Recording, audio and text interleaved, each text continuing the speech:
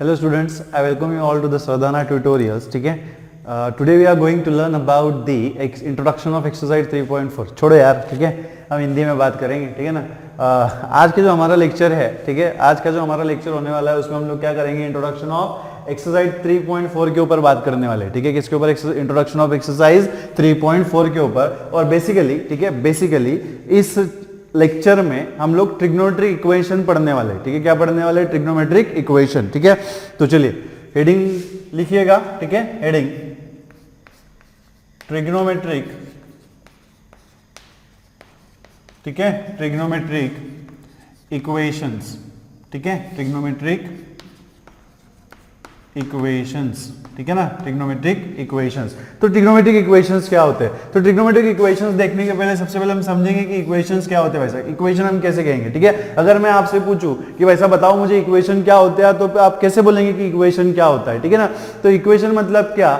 If two quantities shows equality between them, अगर किसी दो क्वांटिटी के बीच में इक्वालिटी है या फिर दो क्वांटिटीज जो है वो एक दूसरे के बराबर है तो हम कहते हैं इक्वेशन है, ठीक है। हम क्या कहते हैं? वो इक्वेशन है। कि मान लो जैसे अगर मैंने यहाँ पे कंसीडर किया कि 2x + 1 इज इक्वल्स टू 5, क्या कंसीडर किया मैंने यहाँ पे? 2x + 1 is equals to 5।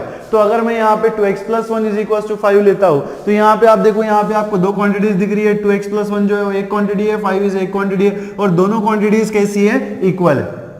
दोनों क्वांटिटीज कैसी है? इक्वल है। तो अगर दोनों क्वांटिटीज जो है इक्वल होती है या फिर two quantities shows the equality between them, अगर दो क्वांटिटी एक दूसरे के बराबर होती है, समान होती है, तो उसे हम क्या कहते हैं? इक्वेशन कहते हैं। उसे हम क्या कहते हैं? इक्वेशन कहते हैं, ठीक है। तो ऐसा ये हो गया हमारा इक्वेशन, ठीक है। ये क्या होता है? हमारा इक्वेशन हो जाता है, ठीक है। और ये पता है x जो है वो क्या होता है? हमारा अननोन होता है, ठीक है। x is what?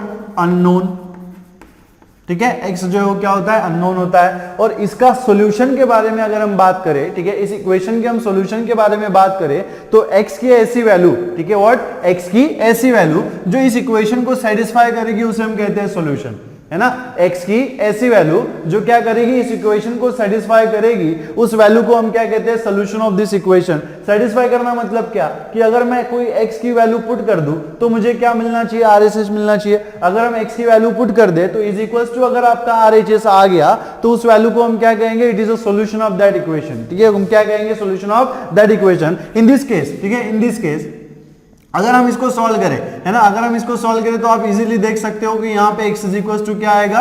2 आएगा, है ना। कैसे आएगा? 1 को उधर शिफ्ट कर देंगे, 5 - 1 is 4, 2x is equal to 4, अगर 2x इज इक्वल टू 4 है तो x इज इक्वल टू क्या हो जाएगा? 4/2, और x इज इक्वल टू अगर 4/2 हो गया तो x का वैल्यू कितना आएगा? 2 आएगा भाई साहब। कितना आएगा?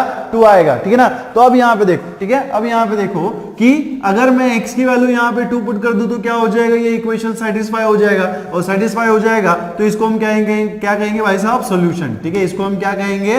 Solution of the given equation. तो क्या हमारा आइडिया क्लियर है कि इक्वेशन क्या होता है? Equation is very simple. बहुत आसान भाषा में क्या बोलेंगे हम कि अगर दो क्वांटिटीज जो है वो एक दूसरे में इक्वल है, एक दूसरे के साथ क्या है? इक्वल है, या फिर समान है, या फिर बराबर है, तो उसे हम क्या कहेंगे? इक्वेशन कहेंगे, ठीक है। अब बात है हम लोग ट्रिग्नोमेट्रिक इक्वेशन की तरफ, ठीक है। ट्रिग्नोमेट्रिक इक्वेशन क्या होता है कि जैसे हमने यहाँ पे 2x + 1 इज इक्वल टू हमने 5 लिया हुआ है, और x जो है यहाँ पे x जो है वो क्या हमारा? अननोन है। तो ट्रिग्नोमेट्रिक इक्वेशन मतलब ऐसा इक्वेशन होता है जिसमें एक या फिर एक से ज्यादा ट्रिग्नोमेट्रिक फंक्शन का हम यूज करते हो, ठीक है। A equation involving the one or more trigonometric function is called as a trigonometric equation. अगर किसी इक्वेशन में ट्रिग्नोमेट्रिक फंक्शन है ना, अगर किसी इक्वेशन में क्या है?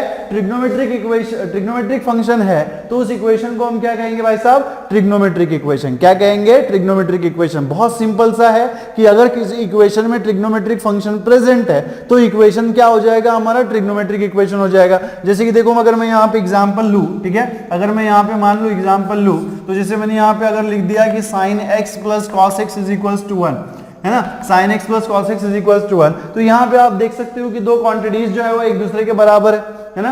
sin x + cos x is equal to क्या है? 1 है। sin x + cos x बराबर 1 है ना। तो इसका मतलब क्या हो गया कि ये इक्वेशन तो है, ये हमारा क्या हो गया? इक्वेशन हो गया, और इसमें ट्रिग्नोमेट्रिक फंक्शन यूज है, इसमें ट्रिग्नोमेट्रिक फंक्शन क्या है? प्रेजेंट है। तो ये क्या हो जाएगा? मेरा ट्रिग्नोमेट्रिक इक्वेशन। ये क्या हो जाएगा? मेरा ट्रिग्नोमेट्रिक इक्वेशन, ठीक है, ठीक है ना।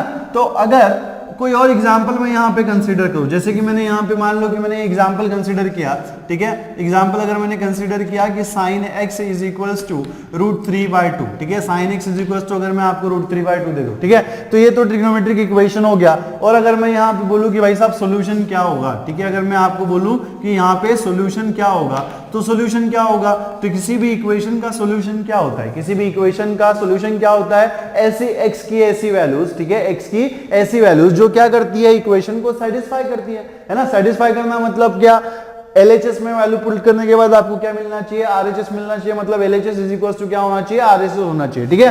तो sin x is equal to अगर √3/2 है तो हमें पता है कि इसका जो सॉल्यूशन है वो क्या होगा, ठीक है, सॉल्यूशन इज व्हाट, इक्वेशन, ठीक है, सॉरी, इसका सॉल्यूशन क्या हो जाएगा, आपका x हो जाएगा सेटिस्फाइंग, ठीक है, सेटिस्फाइंग दी x, ठीक है, सेटिस्फाइंग दी इक्वेशन, ठीक है, सेटिस्फाइंग दी इक्वेशन मतलब x की ऐसी वैल्यू, ठीक है, वैल्यू ऑफ x, ठीक है, ऐसा आप लिख सकते हो यहाँ पे, value of x satisfying the equation, ठीक है। तो अगर sin x is equal to √3/2 हमने यहाँ पे कोई ट्रिग्नोमेट्रिक इक्वेशन लिया हुआ है, अगर हमने sin x is equal to √3/2 अगर हमने कोई इक्वेशन लिया हुआ है और अगर हमसे पूछा गया कि भाई इसका सोल्यूशन क्या होगा, भाई साहब इसका सोल्यूशन क्या होगा, तो सोल्यूशन क्या होगा, the value of x satisfying the equation. और सेटिस्फाई करना मतलब क्या करना, LHS इज इक्वल टू क्या करना, RHS करना। तो अगर हम ट्रिग्नोमेट्रिक टेबल को देखें तो हमें पता चलता है कि sin π/3 इज इक्वल टू क्या होता है भाई साहब, क्या होता है,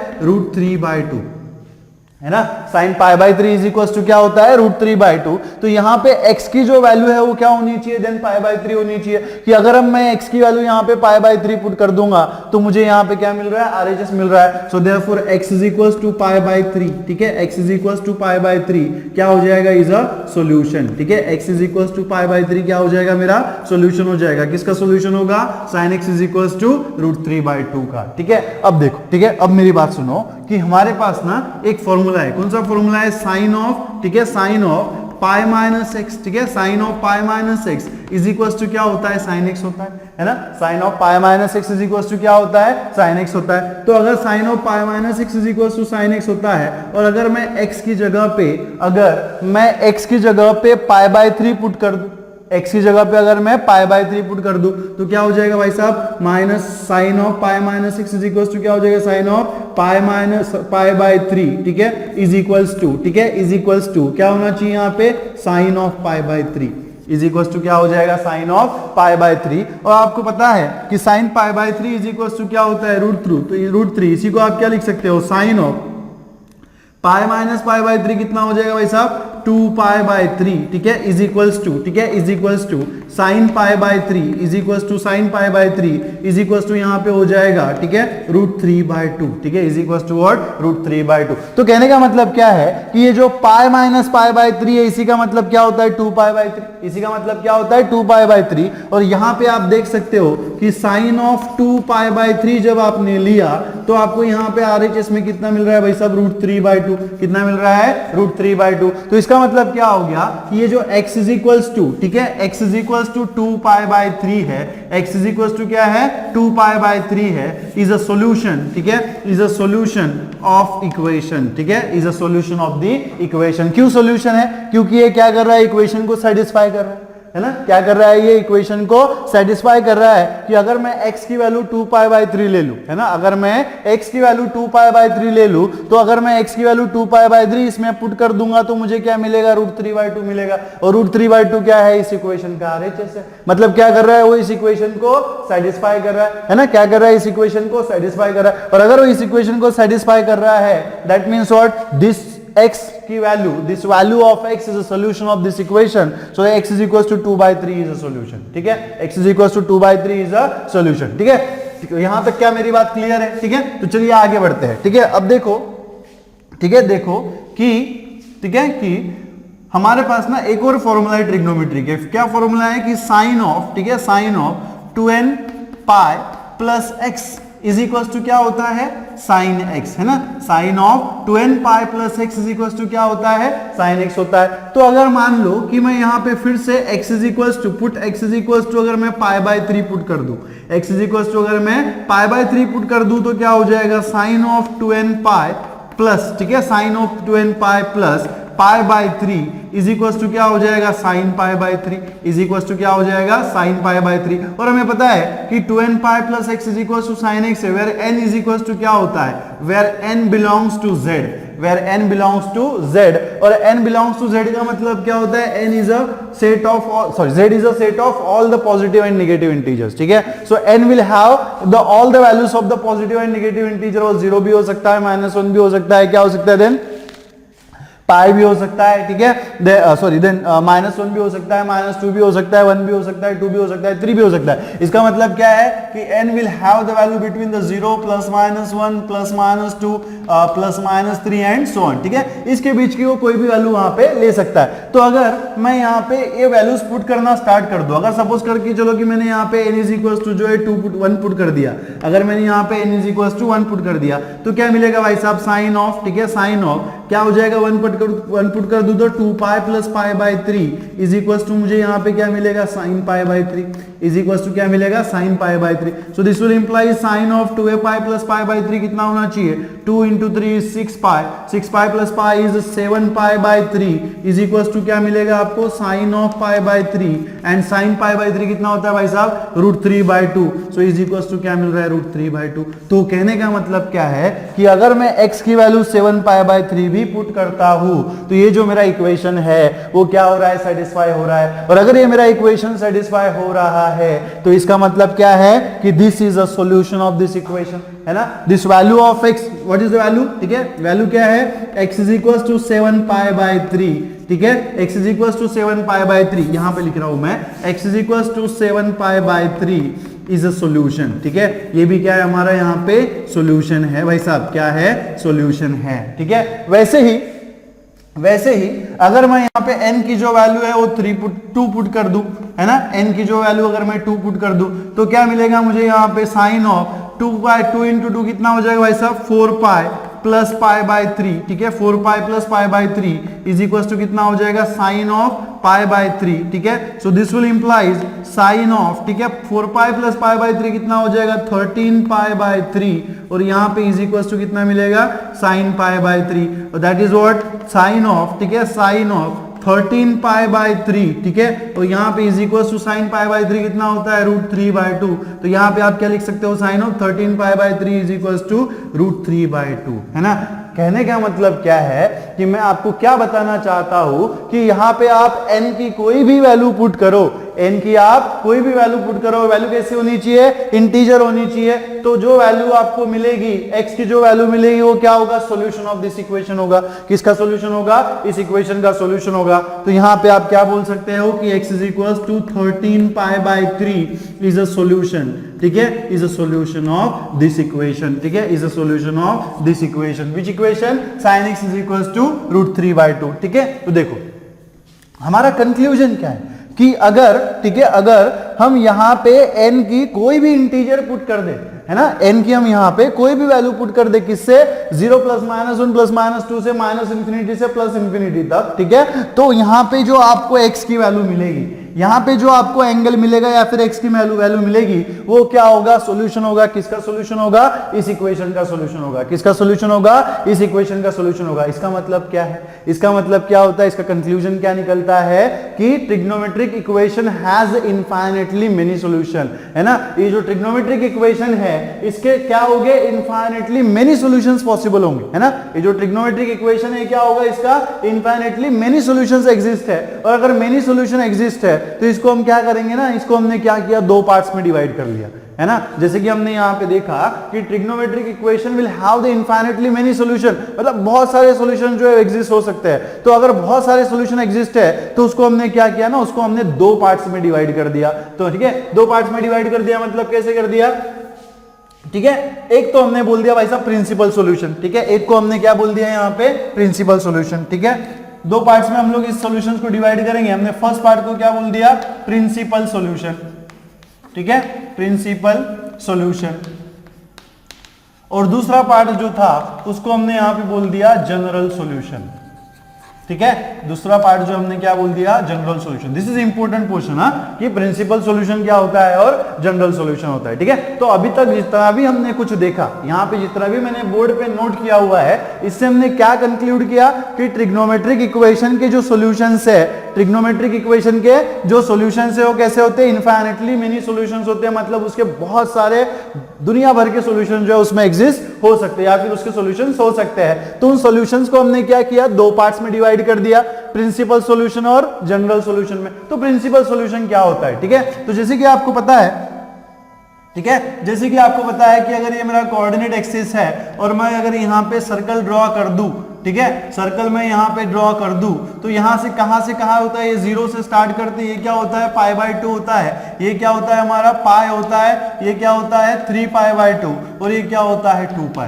तो ऐसा प्रिंसिपल सॉल्यूशन मतलब ऐसा सॉल्यूशन कि अगर मैं यहाँ से घूम के यहाँ तक आऊं, है ना, यहाँ से घूम के मैं अगर यहाँ तक आऊं तो 0 से लेकर के 2π तक की जो वैल्यू है x की, 0 से लेकर के 2π तक की जो वैल्यू है x की, वो होती है प्रिंसिपल सॉल्यूशन। वो क्या होती है, principal solution. That is x greater than equals to 0 less than equals to 2π, ठीक है, x greater than equals to 0 less than equals to 2π is a principal solution, ठीक है, इज व्हाट, प्रिंसिपल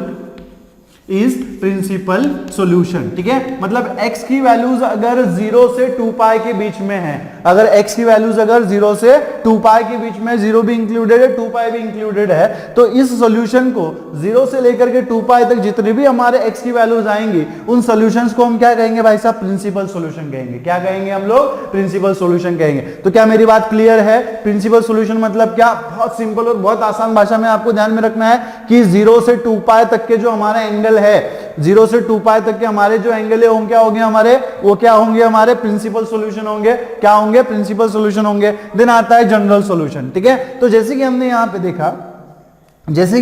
पे देखा कि ट्रिग्नोमेट्रिक सॉल्यूशन से, trigonometric equation के infinitely many solution possible है, बहुत सारे सॉल्यूशन पॉसिबल है। तो अगर इन सारे सॉल्यूशंस को हम किसी जनरलाइज फॉर्म में लिख दे, इन तमाम सॉल्यूशंस को, जितने भी सॉल्यूशंस हमें मिले हैं, इन तमाम सॉल्यूशंस को अगर हम जनरलाइज फॉर्म में लिख दे, किसी एक फॉर्मूले के फॉर्म में लिख सके, तो उस सॉल्यूशन को हम कहते हैं जनरल सॉल्यूशन। क्या कहते हैं हम लोग, जनरल सॉल्यूशन। तो क्या मेरी बात क्लियर है, दो सॉल्यूशन हमारे होते हैं किसके, ट्रिग्नोमेट्रिक इक्वेशन के। फर्स्ट क्या होता है भाई साहब, प्रिंसिपल सॉल्यूशन। प्रिंसिपल सॉल्यूशन में क्या होगा, अगर x की वैल्यू 0 से 2π के बीच में या फिर 0 है या फिर 2π है, तो वो जो है वो सॉल्यूशन क्या हो जाएगा, मेरा प्रिंसिपल सॉल्यूशन हो जाएगा। क्या हो जाएगा, प्रिंसिपल सॉल्यूशन हो जाएगा। और जनरल सॉल्यूशन मतलब क्या, जितने भी हमारे ट्रिग्नोमेट्रिक इक्वेशंस के हमें सॉल्यूशन मिले हुए हैं, जितने भी हमारे ट्रिग्नोमेट्रिक इक्वेशंस के हमें सॉल्यूशन मिले हुए हैं, उन सॉल्यूशंस को अगर हम एक जनरल फॉर्म में लिख सके, इन सारे तमाम सॉल्यूशंस को अगर हम एक जनरल फॉर्म में लिख सके,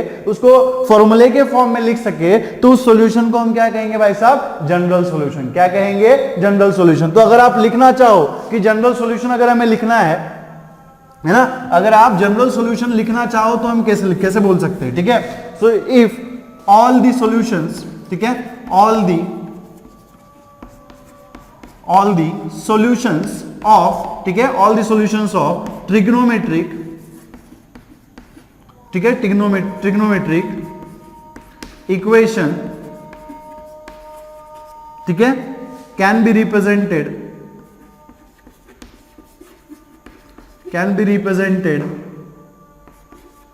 in general form, ठीक है, in general form, hence called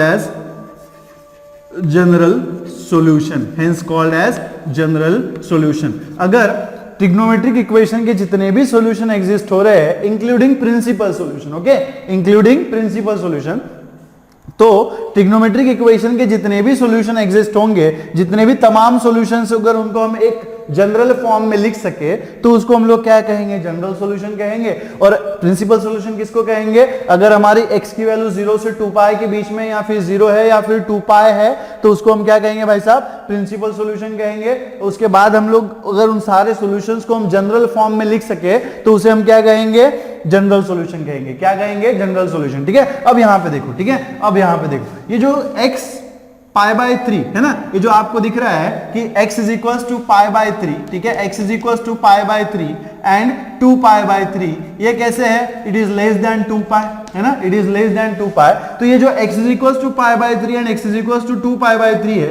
ये हो गए हमारे प्रिंसिपल सॉल्यूशंस। ये क्या हो गए हमारे प्रिंसिपल सॉल्यूशन। बट क्या x is equal to 7 pi by 3 and x is equal to 13 pi by 3 less than 2 pi है ना। सो बट ठीक है, but x is equals to, ठीक है, x is equals to 7 pi by 3, ठीक है, x is equals to 7 pi by 3, 13 pi by 3 is not less than 2 pi.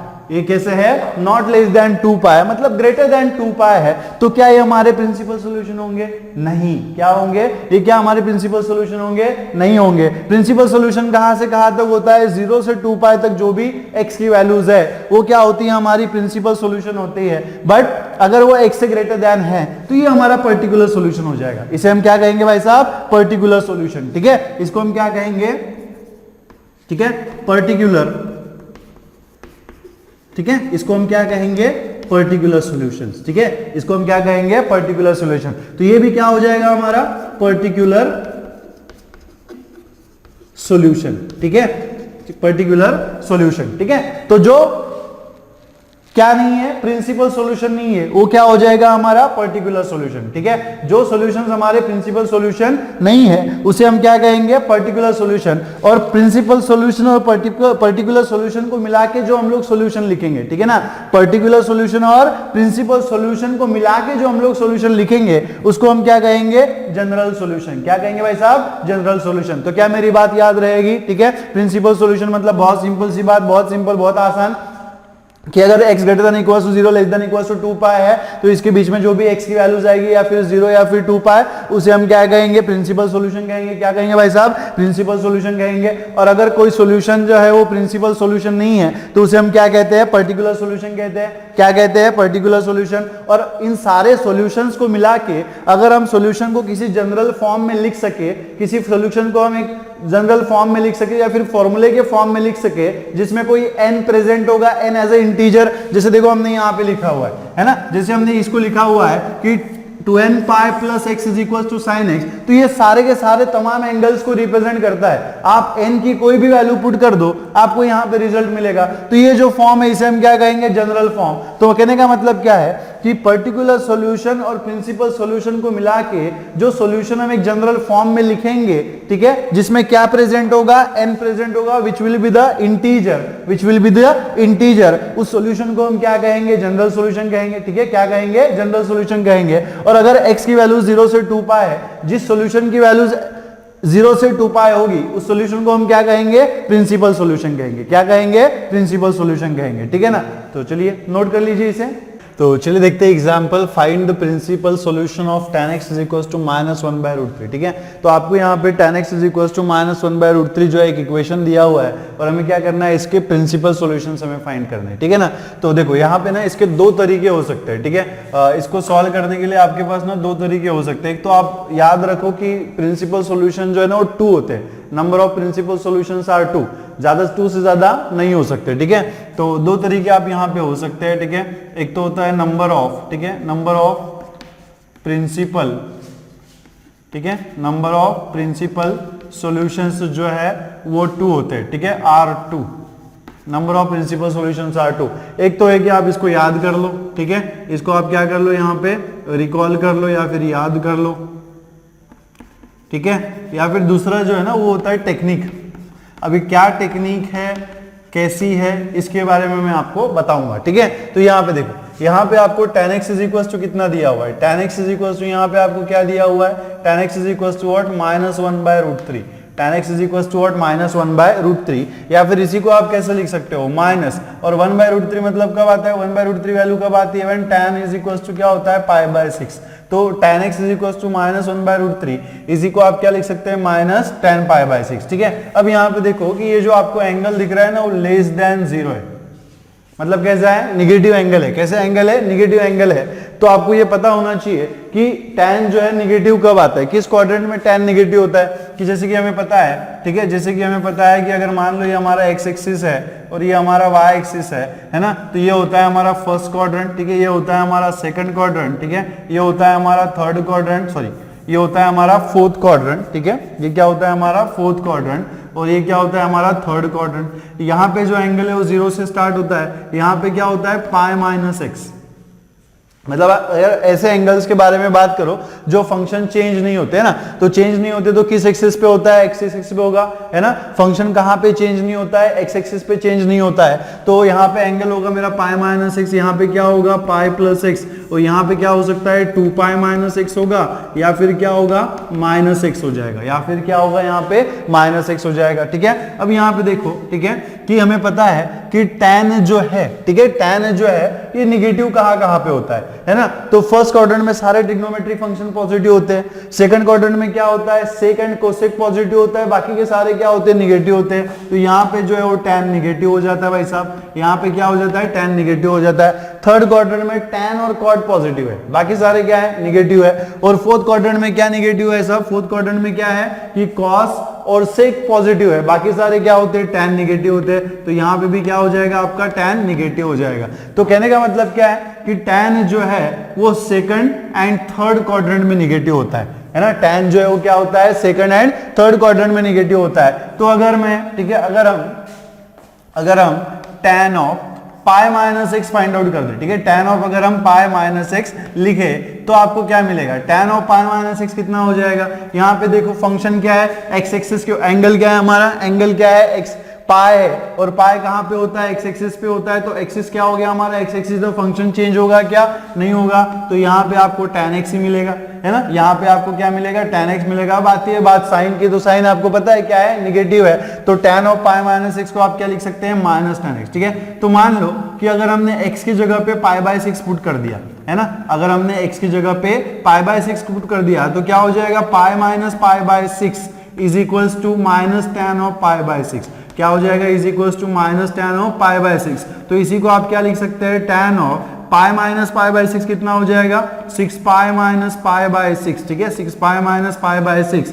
Is equals to minus tan of pi by 6, ठीक है, is equals to minus tan of pi by 6। और इसी को अगर हम calculate करेंगे तो क्या मिलेगा tan ऑफ 6 पाई माइनस पाई, है ना, 6 पाई माइनस पाई कितना हो जाएगा भाई साहब, 6 पाई माइनस पाई कितना हो जाएगा 5 pi by 6 is equals to आपको यहाँ पे क्या मिल रहा है माइनस tan पाई बाय 6 मतलब क्या माइनस 1 बाय रूट 3, कितना हो जाएगा माइनस 1 बाय रूट 3, ठीक है। देन इसका मतलब क्या हो गया, this 5 pi by 6 is a solution of this equation. Satisfy कर रहा है ना, इक्वेशन को क्या कर रहा है सेटिस्फाई कर रहा है, सेटिस्फाई कर रहा है मतलब क्या है it is a solution of this equation, है ना। So x is equals to 5 pi by 6, ठीक है, x is equals to 5 pi by 6 is a solution, ठीक है, is a solution of equation, ठीक है, is a solution of equation, ठीक है। तो चलिए आगे बढ़ते हैं। नेक्स्ट किस क्वाड्रेंट में, सेकंड क्वाड्रेंट में हो गया। देन नेक्स्ट किस क्वाड्रेंट में निगेटिव होता है, फोर्थ क्वाड्रेंट में निगेटिव होता है। और फोर्थ क्वाड्रेंट में एंगल्स क्या है 2 पाई माइनस एक्स और माइनस एक्स, ठीक है। तो अगर हम, ठीक है, अगर हम यहाँ पे tan ऑफ